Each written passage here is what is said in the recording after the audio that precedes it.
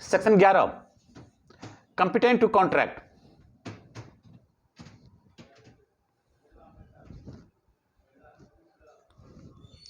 इसमें हम लोग माइनर एग्रीमेंट किए थे, तो सबसे पहले फिर से बोल देते हैं, सुन लीजिएगा ध्यान से। Every person is competent to contract who is of the age of majority according to the law to which he is subject and who is of sound mind and is not disqualified from contracting by any law to which he is subject। यानी कि सबसे पहले कहा कि आपको agreement करने के लिए मेजर होना पड़ेगा। तो इस पर हम लोग डिस्कस कर चुके थे कि अगर कोई माइनर एग्रीमेंट करता है, तो उसका क्या हमारा लीगल जो है हमारा इफेक्ट होगा, कर सकता है कि नहीं कर सकता है, वो हम लोग देख चुके थे। पिछले क्लास में हो गया था ये, कोई दिक्कत इसमें माइनर एग्रीमेंट? ठीक है। अब दूसरा कह रहा है, इसी में देखिएगा, and who is sound mind, यानी कि आपको क्या होना चाहिए? साउंड माइंड होना चाहिए। आप लोग साउंड माइंड है या अनसाउंड माइंड? अच्छा, ये कैसे पता लगा कि आप साउंड माइंड हैं? Very good. यानी कि हम जो प्रश्न पूछते हैं आप उसका जवाब दे पाते हैं। आप जो रचनल प्रश्न है उसको समझ पाते हैं और उसका जवाब दे पाते हैं। अगर इस तरह की चीजें होती हैं कि आप प्रश्नों को समझ पाते हैं, ठीक है ना, उसको बोलते हैं ना कंसस, आप उसको अगर समझ पाते हैं और उसका प्रश्न का उत्तर दे पाते हैं तो लगता है कि ठीक ठाक हैं आप लोग, बीमार नहीं हैं।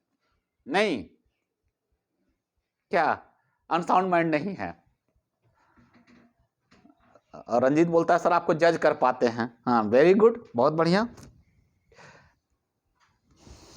चलिए अब देखिए, कहता है कि अब अगर पर्सन ऑफ अनसाउंड माइंड होगा, कोई अगर अनसाउंड माइंड होगा, अगर वो कॉन्ट्रैक्ट करेगा तो उसका क्या लीगल इफेक्ट होगा, उसको कर सकता है कि नहीं कर सकता है।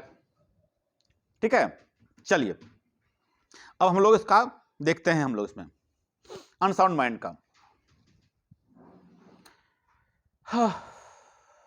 यानी कि साउंड माइंड होना चाहिए कॉन्ट्रैक्ट करने के लिए। हम लोग दो केस पे इसको आपको बताने की, एक दो इलस्ट्रेशन बताने की कोशिश कर रहे हैं। अब आपको इसमें दो चीजें समझना है, ठीक है। एक कह रहा है क्या कि एक आदमी है, वह जब कॉन्ट्रैक्ट कर रहा है उस वक्त वो ठीक ठाक रहता है, यानी उस वक्त वो ठीक ठाक है, लेकिन उसको जो है पागलपन का दौरा बाद में चढ़ता है, ठीक है ना। एक है जो अपने पागलपन में ही कॉन्ट्रैक्ट करता है। आप लोग देखे होंगे, कुछ इस तरह के पेशेंट को देखे होंगे, ठीक है ना, कि वो कभी कभी ठीक रहता है, कभी कभी पागल जैसा करता है।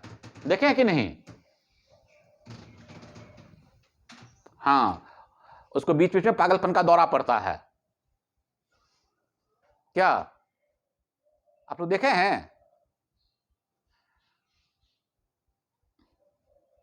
हाँ या ना? हाँ, हमको बराबर ऐसे ऐसे ऐसे, ऐसे लोगों से पाला पड़ता है बराबर, जिसको कि पागलपन का दौरा पड़ता है। तो पहले तो पागल का इलाज करना चाहिए, लेकिन जब वो इलाज का संभव ना हो तो क्या करना चाहिए बताओ? उसको उसके हाल पे छोड़ देना चाहिए, जाओ तुम पागल ही घूमो। क्या रंजीत?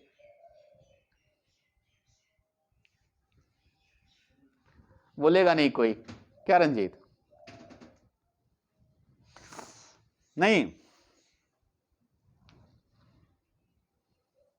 हाँ, अब इसमें देखिए, हम आपको अब इसमें से दिखाते हैं, आपको इसका एग्जांपल आप लोग को बताते हैं। A patient in A lunatic asylum who is at interval of sound mind may contract during those intervals। इसका देखिएगा सेक्शन 12 का इलस्ट्रेशन देखिएगा, ए नंबर इलस्ट्रेशन मिला। तो अब 11 के हिसाब से आपको क्या कह रहा है कि कॉन्ट्रैक्ट करने के लिए क्या होना चाहिए? अप साउंड माइंड होना चाहिए। अब देखिए सेक्शन 12 क्या कह रहा है। अब हम लोग सेक्शन 12 पे आते हैं, देखिए सेक्शन 12 क्या कह रहा है इस पर। A person is said to be, जैसे पूछे कि साउंड माइंड कौन होगा, आप लोग साउंड माइंड है कि नहीं, इसका आप लोग जवाब दिए। अब देखिएगा इसमें जवाब है इसका, a person is said to be of sound mind for the purpose of making a contract if at the time when he makes it he is capable of understanding, यानी कि वह चीजों को समझने में सक्षम है, it and of forming a rational judgement. बोले ना कि हम जो प्रश्न पूछ रहे हैं इसको वह समझकर सही तरीके से जवाब दे पाए, रेशनल किसी चीज को जज कर पाए, उसको हम लोग साउंड माइंड कहते हैं। Judgement as to its effect upon his interest, अपने फायदे के लिए, जो हम कॉन्ट्रैक्ट क्यों करते हैं, अपने अपने फायदे के लिए करते हैं। तो जो इतना सक्षम है कि उस एग्रीमेंट को समझ पाए, उस कॉन्ट्रैक्ट को समझ पाए, ठीक है ना, चीजों को समझ पाए और उसमें अपना इंटरेस्ट देख पाए, उसको लगे कि अपना मेरा इंटरेस्ट है या नहीं है, उसको हम लोग बोलते हैं कि वह साउंड माइंड है। जिसको अपना फायदा पता ही नहीं है कि कौन से काम से हमको फायदा होगा, कौन से काम से नुकसान होगा, फायदा नुकसान से जो पड़े है, उसको हम लोग अनसाउंड माइंड में बोलते हैं, समझे, विकृत इंसान बोलते हैं, पागल इंसान बोलते हैं हम लोग, क्या, ठीक। अब देखिएगा उसी में, देखिएगा 12 में ही, a person who is usually a unsound mind but occasionally of sound mind, एक आदमी है जो पागल ही है बट वो कभी कभी ठीक होता है, ठीक है, ओकेजनली ऑफ साउंड माइंड, वो कभी कभी क्या होता है, वो ठीक होता है।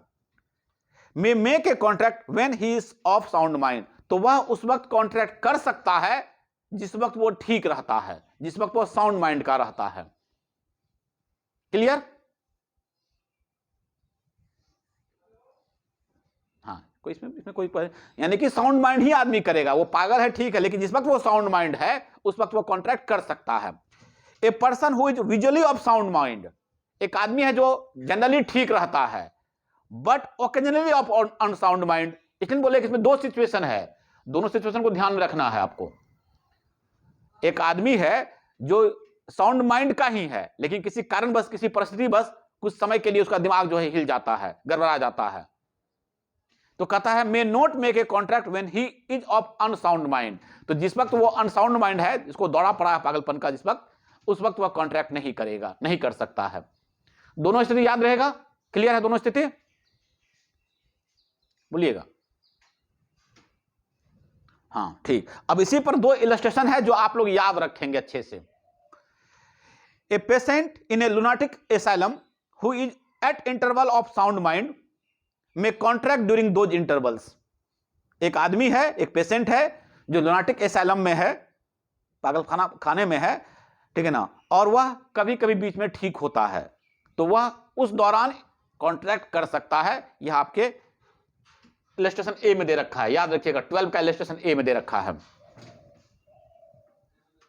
बी कह रहा है ए सेन मैन, सेन मतलब स्वस्थ, स्वस्थ दिमाग का, who is delirious from fever, लेकिन हुआ क्या, उसको बहुत जबरदस्त बुखार हो गया। एक स्वस्थ आदमी है, एक स्वस्थ चित्त का इंसान है, लेकिन वह इतना बीमार हो गया है कि अपना जो है मेंटल स्टेबिलिटी खो दिया है वो, और हु इज सो ड्रंक, बहुत ज्यादा शराब पी लिया है, या तो बहुत ज्यादा फीवर हो गया है वो, और या तो फिर बहुत ज्यादा ड्रंक कर लिया है, that he can not understand the terms of contract और form a rational judgement as its effect on his interest, ठीक है ना, इतना पी लिया है कि वह क्या कर सकता है, कॉन्ट्रैक्ट में जो लिखा हुआ है टर्म एंड कंडीशन उसको समझ नहीं पा रहा है क्या टर्म एंड कंडीशन है, या फिर रेशनल जजमेंट नहीं, अपने इंटरेस्ट को नहीं समझ पा रहा कि मेरा फायदा किसमें है। Okay, can not contract wise such delirium और ड्रंकनेस, ठीक है ना, तो वह उस वक्त कॉन्ट्रैक्ट नहीं करेगा क्योंकि वह उस वक्त क्या है, इनसेन है। क्लियर, बोलते चलिएगा, बहुत आसान चीज है ये। हाँ, तो ये आपका सेक्शन 11 था, ये सेक्शन 12 है, इसमें कुछ है नहीं आपको ज्यादा कुछ। चलिए अब आ जाइए, हम लोग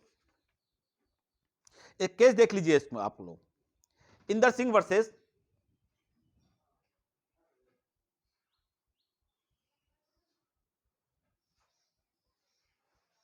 ठीक है,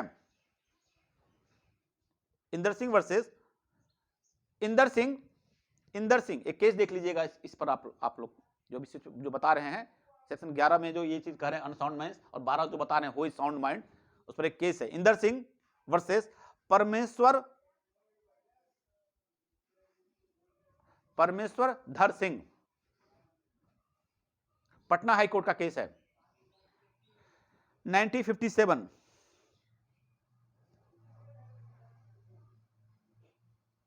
इंदर सिंह वर्सेस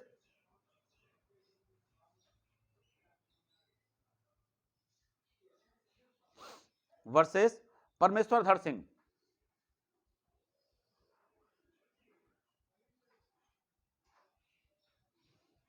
इसमें क्या हुआ ध्यान सुनिएगा। इस केस में एक आदमी क्या किया, एक एग्रीमेंट किया, कॉन्ट्रैक्ट किया, जिसमें कि क्या किया, वो 25,000 की चीज 7,000 रुपए में बेचा। एक 25,000 की उसकी प्रॉपर्टी थी, उसको वो 7,000 में बेचने का कॉन्ट्रैक्ट कर लिया। आपके हिसाब से क्या होगा? यह पागलपन है? बोलिए, पागलपन नहीं है। कोई आदमी 25,000 की प्रॉपर्टी, कोई आदमी 25,000 की प्रॉपर्टी 7,000 में बेचने का कॉन्ट्रैक्ट कर रहा है, तो 7,000 नहीं नहीं नहीं नहीं, तब क्या? हाँ, आप अपना साउंड बढ़ा लीजिए, बाकी सबको साउंड सही है।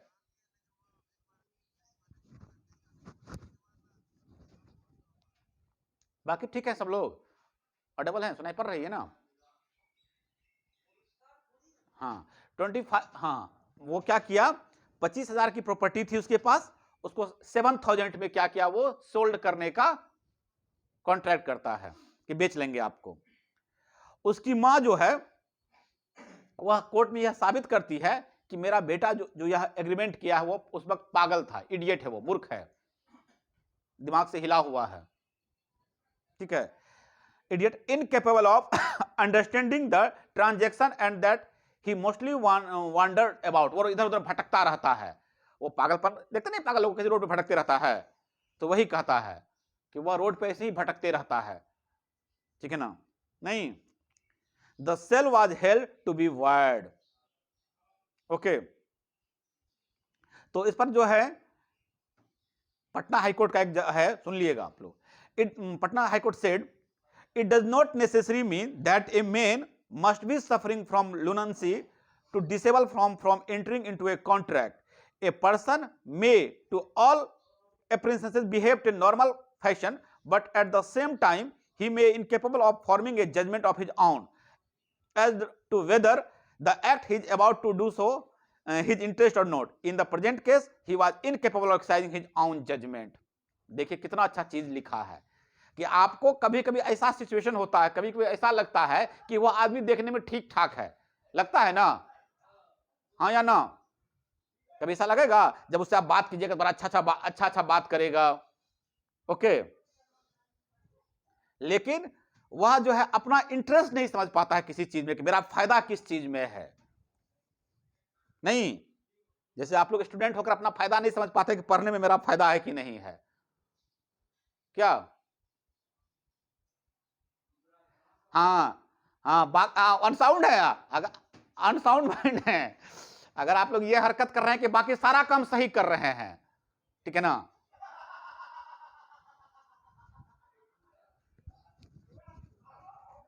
अब ये तो बाद की चीजें हैं ना, ये तो बाद में साबित में होगा कि जान के बदमाशी कर रहे हैं कि क्या कर रहे हैं।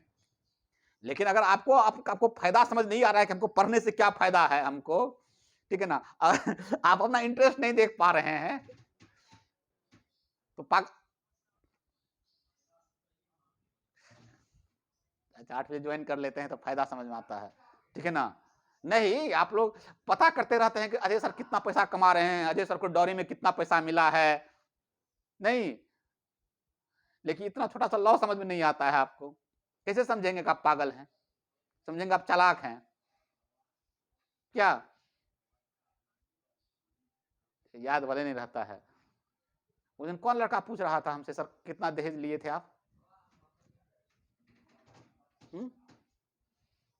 नहीं, तो ये सब आप लोगों को पता रहता है सारा चीज, ये पता नहीं रहता है, ठीक है ना, कि मेरा इंटरेस्ट किस में है। तो ये उसको ऐसा नहीं कि उसको पागल बोलते हैं, ठीक है, इसको क्लियर कर लीजिए। यहां पे कह रहा है कि हम जब एग्रीमेंट कर रहे होते हैं, हम जब कॉन्ट्रैक्ट में जा रहे होते हैं, ठीक है ना, ये कॉन्ट्रैक्ट के लिए हम बता रहे हैं। बाकी बाहरी दुनिया के लिए तो ठीक है, जो है नहीं है, उससे मतलब नहीं है हमको। लेकिन कॉन्ट्रैक्ट में जब जा रहे हैं और आप ठीक ठाक दिख रहे हैं, नॉर्मल दिख रहे हैं, बट आप कॉन्ट्रैक्ट के टर्म एंड कंडीशन को नहीं समझ पा रहे हैं, इसको बड़ा अच्छा क्लियर किया, किसी भी कारण बस उस वक्त, और आप रेशनल जजमेंट नहीं कर पाते कि इसमें आपका इंटरेस्ट है या नहीं है, देखे ना, अगर आप समझ पा रहे हैं तब तो कोई दिक्कत ही नहीं है। आपकी अपनी संपत्ति है, 25,000 की चीज है, आप उसको फ्री में किसी को दे दीजिए, 2,000 में दे दीजिए, इससे पागलपन साबित नहीं होता है आपका। लेकिन जो कोर्ट में प्रूफ की वो किधर उधर भटकता रहता है, चीजों को समझ नहीं पाता है, इडियट है। तो हाईकोर्ट भी यही कहा कि कभी कभी देखता है कि वो ठीक ठाक कपड़ा पहन रहा है, सब कुछ ठीक ठाक है, लेकिन जब वो कॉन्ट्रैक्ट में जा रहा होता है तो वो अनेबल होता है उस वक्त समझने में इस चीजों को, उसको अपना फायदा नुकसान नहीं दिख रहा है। कोई आदमी कुछ पढ़ा दिया, पढ़ लिया, इडियट मूर्खता की वजह से, ओके, तो इसको मूर्ख जो है वो कहता है, उसको तो रेशनल चीजों को समझ नहीं पाता है, उस चीजों को, तो कहता है उसको हम लोग अनसाउंड माइंड समझेंगे इस सेंस में। ओके, क्लियर, ठीक है, बोलिएगा, क्लियर। हाँ, एक और केस देख लीजिए आप लोग, इसमें लिख भी दिया ना, in the present case he was incapable of exercising his own judgement, वो समझ नहीं अपना जो जजमेंट करने में वो क्या है, सक्षम नहीं था वो इस चीजों को, तो इसको अनसाउंड माइंड कहा गया, वो कॉन्ट्रैक्ट में जाएगा, कॉन्ट्रैक्ट वॉइड हो जाएगा। Next, Joshi Ram Krishnan versus Rukmani Bai, Allahabad high court का केस है।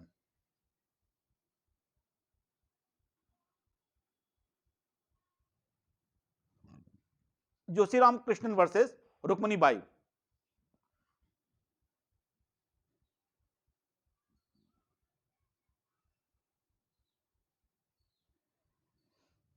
इलाहाबाद हाई कोर्ट का केस है 1949 का, 1949।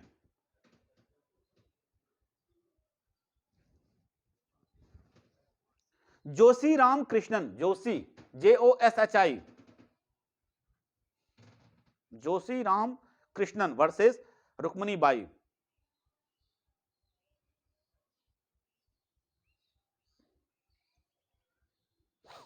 इलाहाबाद हाई कोर्ट का केस है 1949।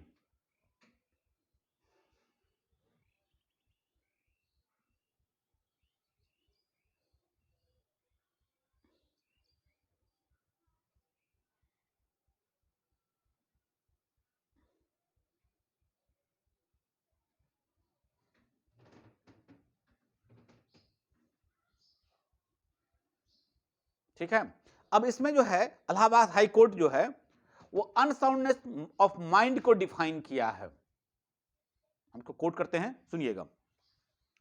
Unsoundness of mind implies some unusual features of mind as he tended to make it different from the normal and has in effect impaired the man's capacity to look after his affairs in a manner in which another person without such mental irregularity would be able to do in a manner of his own।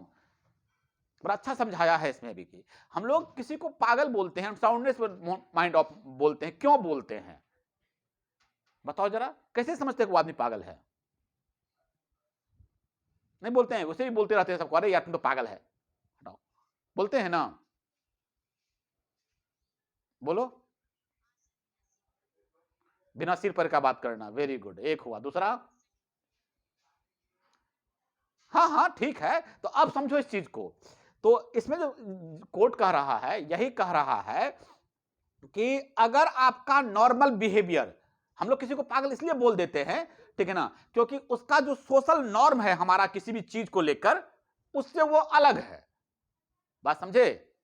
हमारा social norm जो है हमारा किसी बात का के reaction को लेकर, फिर या किसी बात को क्या कहते हैं, अंडरस्टैंडिंग को लेकर, एक जो नॉर्मल आदमी किसी चीज को लेकर जिस तरह से बिहेव करता है, उसका बिहेव उस हिसाब पर एबनॉर्मल कहा जाता है, तो उसको कहते हैं कि वो पागल है। नहीं, कुछ से कुछ बोल रहा है, पत्थर फेंक रहा है, नहीं भटक रहा है, इधर उधर भटक रहा है, क्या जो नॉर्मल हमारा जो जो है ना, बोले ना कि जो प्रूडेंट मैन का जो नॉर्मल बिहेवियर होता है, अगर नॉर्मल बिहेवियर से हट के वो चीज है, ओके, तो हम लोग कहते हैं कि वो पागल है। तो इसमें यही चीज वो जो है पटना हाई वो इलाहाबाद हाईकोर्ट आपको बता रहा है कि ये जो है ना एक माइंड का एक फीचर्स है ये, ठीक है ना, जिसमें कि आप क्या करते हैं, तो कहता है कि जो डिफरेंट फ्रॉम द नॉर्मल, और वो नॉर्मल इंसान से हटके होता है। नॉर्मल बोले नॉर्मल नॉर्म से जो है वो हटके चीजें कर रहा है वो। अब रोड पर चलते लोगों को पत्थर फेंक रहा है, बोलते हैं पागल है, नहीं, तो उसको हम लोग बोलते हैं, ठीक है, द आइडिया सजेस्ट कम, ठीक है ना, वो कहता है डिरेंजमेंट ऑफ द माइंड, बस मेडिकल टर्मोलॉजी है, उतना दिमाग नहीं लगाना है आपको, ठीक है ना। तो ये आपको इलाहाबाद हाई कोर्ट का था, इस केस में आया था, अनसाउंडनेस ऑफ माइंड जो है वो कहते किसको है। ठीक, एक और केस देख लीजिए आप लोग, Ranjit Kumar versus secretary psycho analytical society, Calcutta का, कलकत्ता हाईकोर्ट। रंजीत कुमार, रंजीत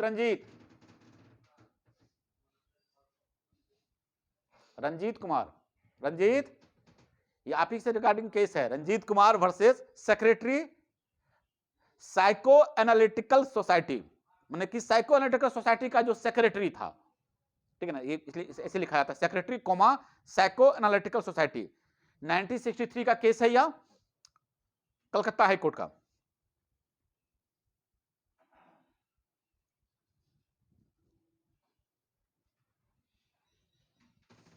आप लोग एक केस वो सुने हैं, बीमारी सिजोफ्रेनिया, सिजोफ्रेनिया सुने हैं, कोई मूवी समय दिखा सिजोफ्रेनिया, क्या हुआ, नहीं केस का 1963 का केस है यह, सिजोफ्रेनिया बीमारी सुने हैं आप लोग,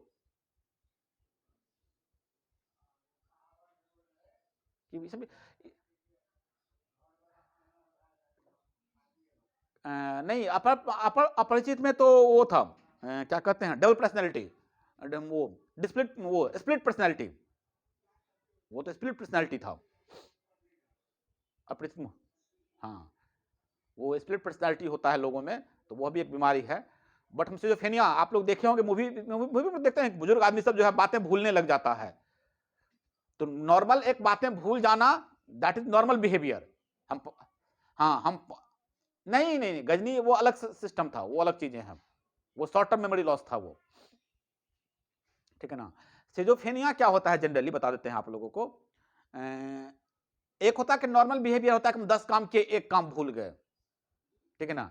सिजोफ्रेनिया जब ये किसी को होता है, तो होता क्या है कि वो अभी क्या बोला आधे घंटे बाद भूल जाएगा वो, ठीक है ना, अभी क्या किया वो भूल जाएगा, फिर दूसरा कोई एक्ट नहीं करेगा, नॉर्मल बिहेवियर करेगा, लेकिन अभी से आधे घंटे पहले वो आपको क्या बोलकर गया वो भूल जाएगा, और ये उम्र के साथ बढ़ता जाता है, फिर हाँ नहीं याद नहीं रहता है, और वो ये बात भूल गया है ये भी उसको याद नहीं, बाकी नॉर्मल बिहेवियर करेगा वो आपके साथ, कहीं कुछ उल्टा पुल्टा नहीं, लेकिन आपको जो बात बोला ना भी वो उसको याद नहीं रहेगा उसको जनरली, अच्छा ये काम हम बोले थे ऐसा, अच्छा ठीक, इस तरह से बिहेवियर करने लगता है वो, ठीक है ना। इस केस पे हाँ बिल्कुल, मूवी सब नहीं देखते हैं, एक ऋषि कपूर का मूवी था, उसको सिजोफ्रेनिया हो गया था, बहुत तरह के, ये तो बहुत मतलब कि नॉर्मल है, ऐसा कुछ नहीं है। एक तो ये उम्र के साथ होता है, दैट इज नॉट सिजोफ्रेनिया, उम्र के साथ दिमाग का याददाश्त कमजोर हो जाना वो अलग चीजें हैं, बट एक होता है सिजोफ्रेनिया, एक जनरली बीमारी है, ठीक है, जिसमें कि हम चीजें भूलने लगते हैं और नॉर्मली भूलने लगते हैं, बहुत मूवी तो इस पर बहुत सारी मूवी आ रही है इस पे सिजोफ्रेनिया पे।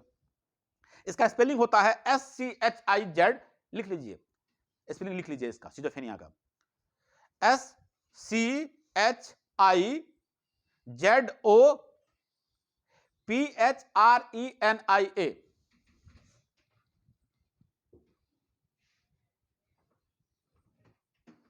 ठीक है, SCHIZOPHRENIA,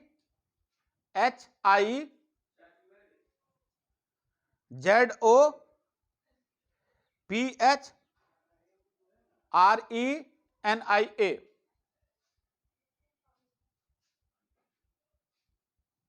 ठीक है। तो ये इसमें ये जो आपका कलकत्ता हाई कोर्ट कहा, ये कहा कि सिजोफ्रेनिया का होना यह नहीं दर्शाता है कि आप लुनाटिक हैं।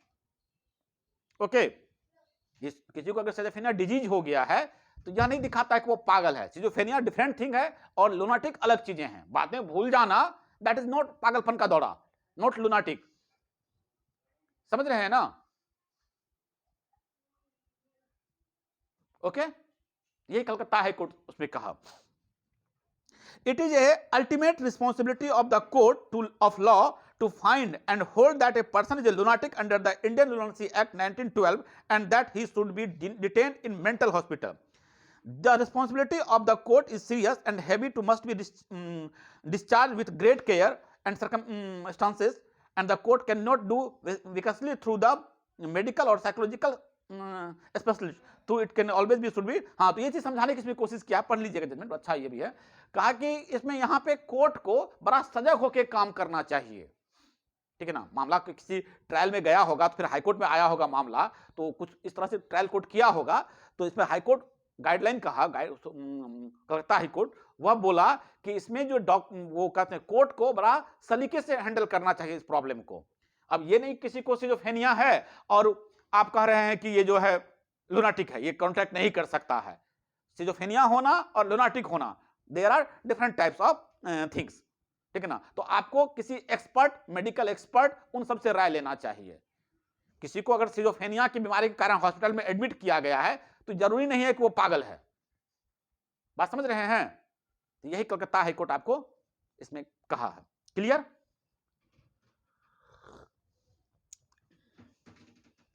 नेक्स्ट,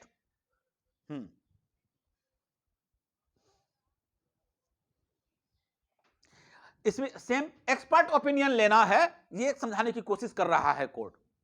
आप ऐसे जनरली, आप और हम जनरल आदमी पता नहीं कर पाएंगे कोई आदमी लुनाटिक है कि नहीं है। डॉक्टरी सलाह लीजिए, एक्सपर्ट का सलाह लीजिए। इसमें हम लोग उसमें पढ़ते हैं, इंडियन एविडेंस एक्ट में भी पढ़ते हैं एक्सपर्ट ओपिनियन। कौन सा सेक्शन याद है किसी को? कोई याद नहीं करते हैं, बताइए।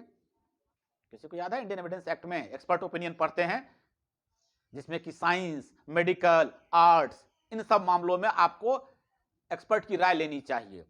बात मानने के लिए आप बाध्य नहीं है, बट राय लेनी चाहिए। सेक्शन 45 में।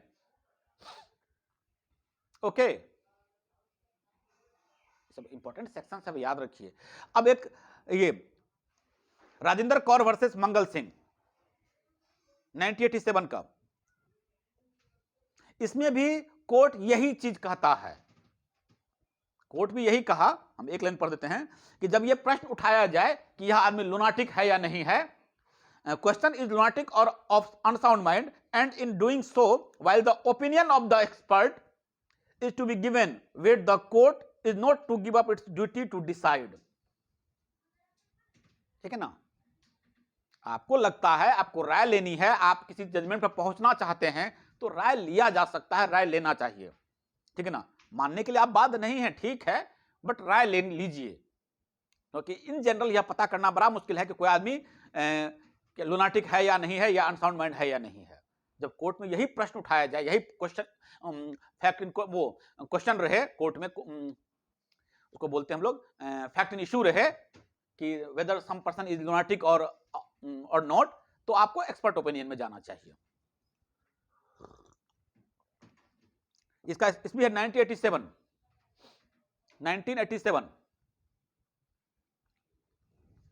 क्लियर।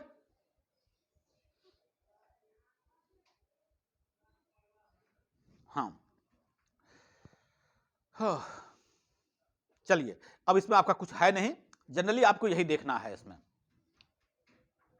ठीक है, तो हम इसका थोड़ा क्रक्स बता देते हैं। इतना केस पढ़े, सब कुछ पढ़े, तो बस आपको मतलब कोर्ट को हिदायत है कि आप अवेयर रहिए कि जब कॉन्ट्रैक्ट हो रहा है, क्योंकि हम लोग कॉन्ट्रैक्ट पढ़ रहे हैं, तो जब कॉन्ट्रैक्ट हो रहा है उस वक्त आदमी की मेंटल स्थिति क्या थी।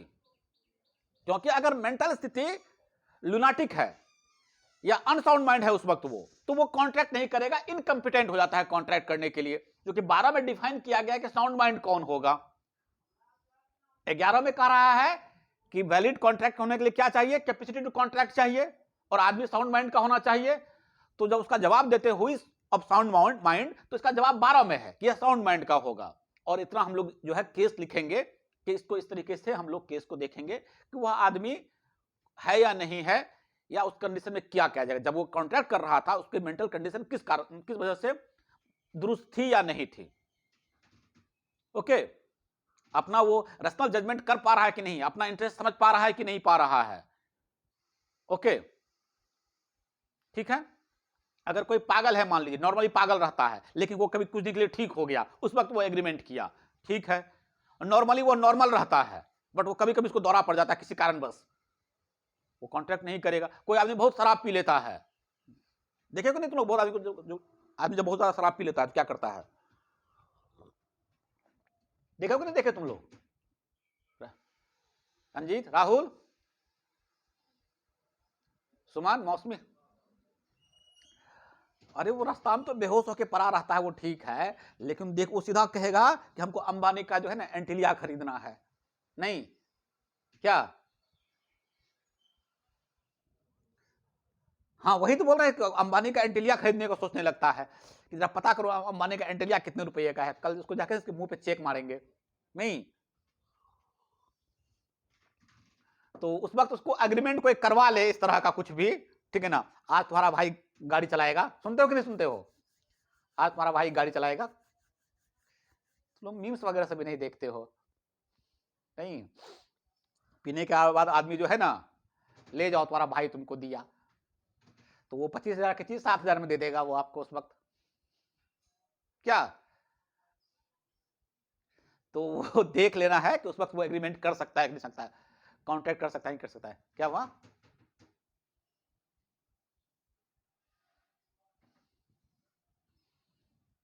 जारा, हाँ वो जब वो इसलिए रजिस्ट्री वगैरह से में देखते होंगे कि सर हमको शराब पिला के नाम जमीन पर लिखवा लिया हमसे, ये सब बहुत सारा केस सुने होंगे, इसलिए रजिस्ट्रेशन को बहुत टाइट कर दिया है।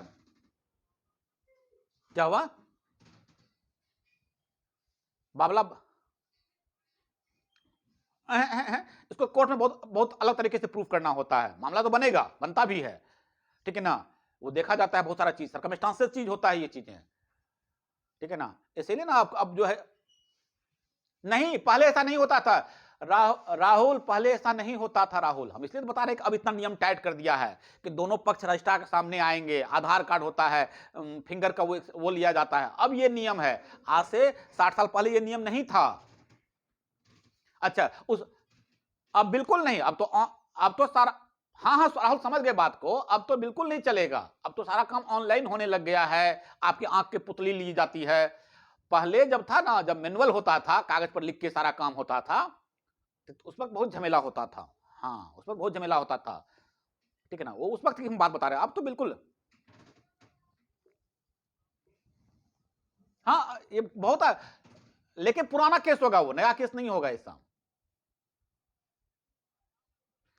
नहीं नहीं, नया में तो कुछ नहीं होगा, नया में तो कुछ नहीं, नया में तो बहुत नियम बहुत स्ट्रिक्ट है नया में तो, अब तो ठीक है ना। चलिए अब आ जाइए नेक्स्ट, हमारा इसी का हमारा सेक्शन 11 का नेक्स्ट, कि और किसी लॉ के द्वारा वह डिस्क्वालीफाई नहीं होना चाहिए, ठीक है।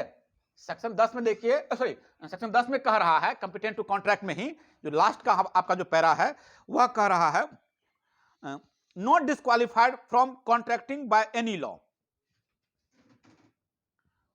ओके, सेक्शन 10 में जो कह रहा है कंपिटेंसी ऑफ कॉन्ट्रैक्ट के बाद और क्या कैपेसिटी होनी चाहिए, तो कहता है किसी लॉ के द्वारा डिस्क्वालिफाइड नहीं होना चाहिए, है लिखा हुआ,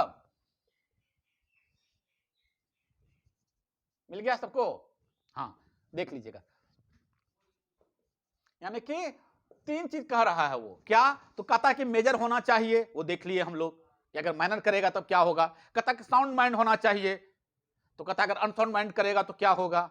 और तीसरा कह रहा है not disqualified by any law, contract करने के लिए जहां पे मना किया गया है किसी लॉ में कि ऐसे लोग कॉन्ट्रैक्ट नहीं करेंगे, उस लॉ के द्वारा डिस्क्वालीफाई नहीं होना चाहिए। अब आइए इसमें, तो कहता आप कहिएगा कि इसमें कौन कौन से लोग हो सकते हैं, ठीक है ना। तो जनरल चीज है इसमें, ये आपको कहीं पे ढंग का मिलेगा नहीं, सिर्फ बता दे रहे हैं कुछ कुछ पॉइंट आपको। जैसे एलियन एनिमीज आप लोग लिख लीजिए,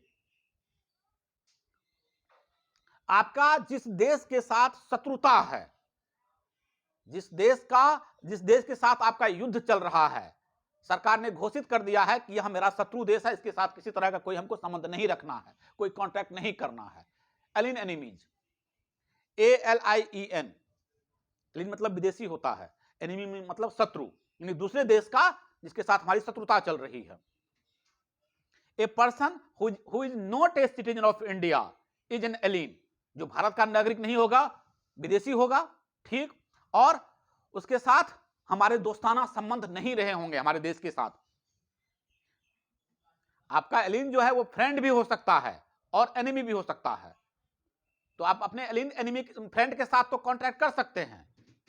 जिस देश के साथ हमारे देश का व्यापारिक संबंध है, दोस्ताना संबंध है, सरकार ने कोई रोक नहीं लगाई है, आप उसके साथ कॉन्ट्रैक्ट कर सकते हैं, कोई दिक्कत नहीं है। लेकिन जिस देश के साथ हमारा संबंध अच्छा नहीं है और सरकार ने रोक लगा दी है, उसको हम लोग जो अपनी लिस्ट है उस लिस्ट में उसको हम लोग एनिमी के रूप में रखते हैं, उसके साथ आप कॉन्ट्रैक्ट नहीं कर सकते हैं। सरकार ने उस पर रोक लगा दी, रेस्ट्रिक्शन लगा दिया कि इसके साथ किसी तरह का व्यापारिक संबंध नहीं रखना है। क्लियर? बोलिएगा। ठीक, दूसरा आ जाइए, एम्बेसडर्स या कोई foreign sovereign, foreign sovereign, FOREIGN, foreign sovereign, SOVEREIGN, या फिर एम्बेसडर एंड एम्बेसडर्स। एम्बेसडर का मतलब जानते हैं आप लोग, राजदूत, हाँ, और फॉरेन सर्वेंट का मतलब होता है जो संप्रभु है। आप अमेरिका के साथ कॉन्ट्रैक्ट नहीं कर सकते हैं। अमेरिका के साथ कौन करेगा? टीटी कौन करेगा? इंडिया करेगा। हाँ हाँ, यही चीज समझाने की कोशिश कर रहे हैं। या फिर आप एम्बेसडर के साथ आप नहीं कर सकते हैं, ठीक है। उन लोगों के कुछ कुछ प्रिविलेज है और कुछ कुछ रेस्ट्रिक्शंस है, वो इंटरनेशनल लॉ के द्वारा कवर होता है, उस पर इंटरनेशनल लॉ अप्लाई होता है, ठीक है। चूंकि उस पर हम लोग सू नहीं कर सकते हैं, केस नहीं कर सकते हैं। किसी एम्बेसडर पर आप सू कर सकते हैं एज ए इंडिविजुअल, नहीं कर सकते हैं। किसी फॉरेन सर्वेंट पर आप सू कर सकते हैं इंडिविजुअल, नहीं कर सकते हैं। तो जब आप सू कर ही नहीं सकते हैं उस पर, तो उसके साथ कॉन्ट्रैक्ट कैसे करेंगे? तब आप नहीं, इसीलिए उसके साथ आप कॉन्ट्रैक्ट नहीं कर सकते हैं। दो हो गया। तीसरा, कन्विक्ट। कन्विक्ट, कन्विक्ट मतलब होता है दोषी, जो जेल में है।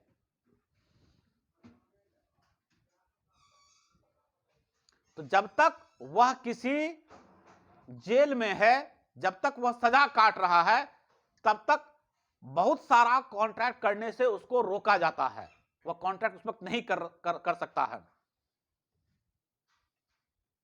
ठीक है।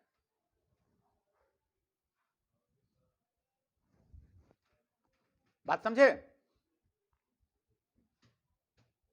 अब इसका पीछे कारण क्या है वो थोड़ा सा बता देते हैं, आप लोग समझ जाइएगा। मान लीजिए एक एग्जांपल, मतलब वो लीगली बैन नहीं है, लेकिन उसका जो टेक्निकल उसको प्रोसीजर करना बड़ा मुश्किल होता है, इसलिए कहा कि नहीं कर सकते हैं। तो क्या इसमें दिक्कतें आ सकती है, बताते हैं। एक आदमी को 10 साल का जेल हुआ है, 10 ईयर्स का सजा हुआ है। समझिएगा बात को जरा। आप उसको पहले साल में गए, उसके साथ एक एग्रीमेंट कर लिए, कॉन्ट्रैक्ट कर लिए, ठीक, किसी चीज को लेके कोई दिक्कत नहीं है, उसका भी फंडामेंटल राइट है, वो कर लिया। मान लीजिए आप उसको उसके कॉन्ट्रैक्ट को ब्रीच कर दिए, कॉन्ट्रैक्ट ब्रीच किए आप, तो वह जो आप पर केस करना चाहेगा तो कर पाएगा? बोलिए, जेल में रहकर तो आपके ऊपर केस कर नहीं सकता है वो, ओके। आप उस पर केस नहीं कर सकते क्योंकि वो ऑलरेडी जेल में है। अच्छा, लिमिटेशन एक्ट अप्लाई होगा 3 साल के बाद, वैसे ही कोई अगर कॉन्ट्रैक्ट ब्रीच हुआ, मान लीजिए 3 साल के बाद वैसे ही खत्म हो जाएगा, बेचारा 10 साल के बाद निकलेगा ही, लिमिटेशन एक्ट लग जाएगा उस पर। इसीलिए यह जो है प्रैक्टिकली जो है थोड़ा सा क्या होता है, ये संभव नहीं होता है। इसीलिए कहा कि कन्विक्ट पर्सन के साथ आपको कोई कॉन्ट्रैक्ट नहीं करना है। क्लियर? कोई दिक्कत नहीं इसमें? हाँ, तो यही तो कुछ टेक्निकल इशू आ सकता है बाद में फ्यूचर में, इसलिए कहता है कि कन्विक्ट के साथ नहीं कर सकते, किसी और कारण से मना नहीं किया गया है इसमें। नेक्स्ट आ जाइए, इंसॉल्वेंट, जो दिवालिया घोषित हो गया है, इंसॉल्वेंट। इंसॉल्वेंट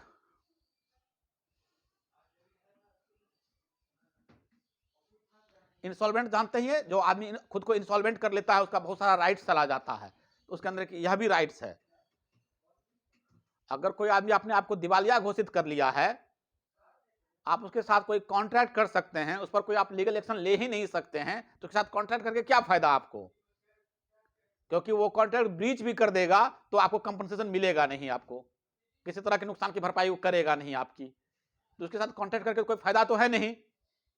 नहीं, इसीलिए कहा गया कि आप इंस्टॉलमेंट के साथ कॉन्ट्रैक्ट नहीं करेंगे। ओके,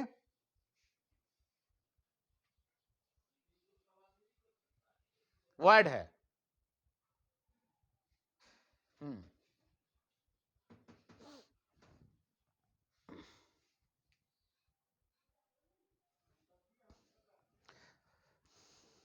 सेक्शन 10, ये चीजें हम लोग कहां पढ़ रहे हैं? सेक्शन 10 में पढ़ रहे हैं ना?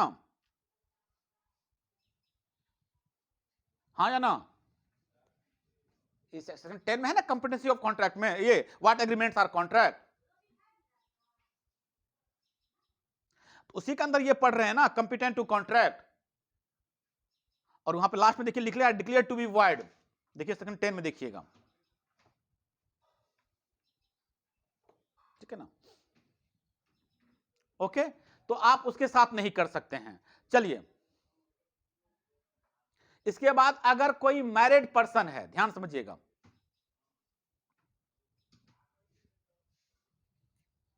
मैरिड पर्सन,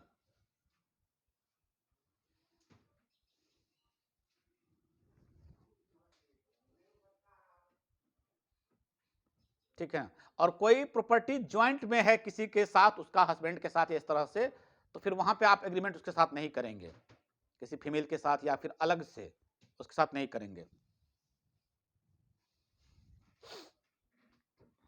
ठीक है?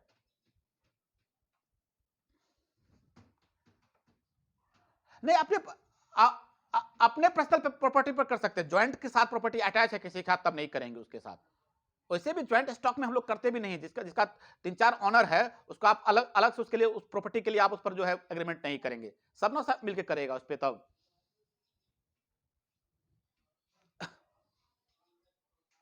ओके, तो कुछ कुछ इस तरह का पॉइंट है जिसको कहा गया कि वो जो है, ये लोग जो है कॉन्ट्रैक्ट में नहीं इंटर करेगा। क्लियर?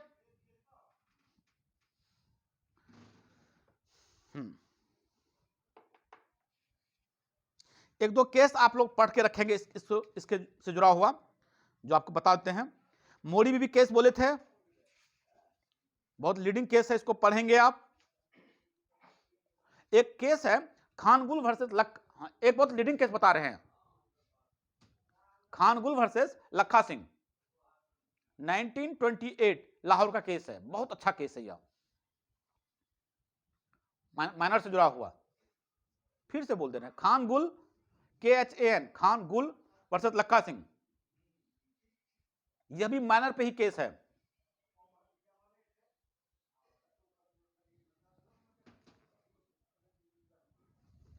इसका लाहौर हाईकोर्ट का केस है, सादी लाल इसमें जस्टिस थे, SHADI, सादी लाल LAL, चीफ जस्टिस थे वो उस वक्त, वो उन्हीं का जजमेंट है लाहौर हाईकोर्ट का, 1928 का, खानगुल वर्सेस लखा सिंह, बहुत लीडिंग केस है, याद रखिएगा सब लोग इसको। इसमें स्टॉपल पर बात किया गया था, जो स्टॉपल आप लोग को पढ़ाए हैं। इसमें फुल बोलते रहे माइनर एग्रीमेंट, माइनर एग्रीमेंट। अब फुल बेंच बैठी थी, फुल बेंच कितने जज का होता है? फुल बेंच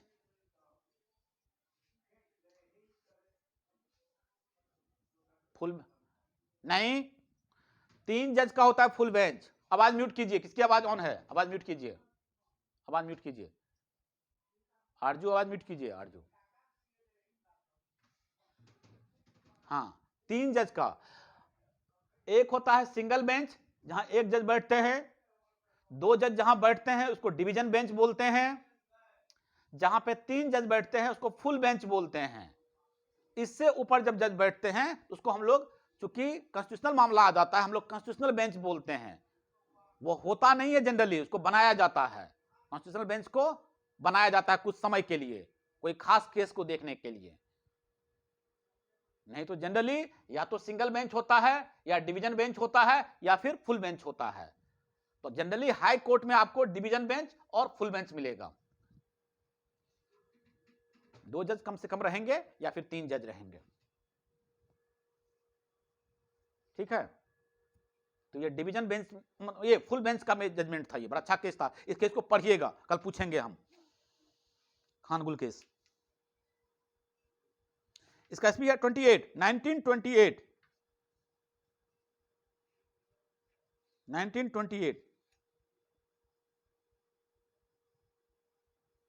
सब में आपको इसी तरह का मिलेगा कि एक माइनर क्या किया, अपने आप को मिस रिप्रेजेंट किया कि हम मेजर हो गए हैं, और ऐसा कर कर कॉन्ट्रैक्ट कर लेता है वो। जनरली आपको माइनर वाले में यही तरह का, इसी तरह का केस मिलेगा। वो मोदी बीबी केस में बता ही दिए थे।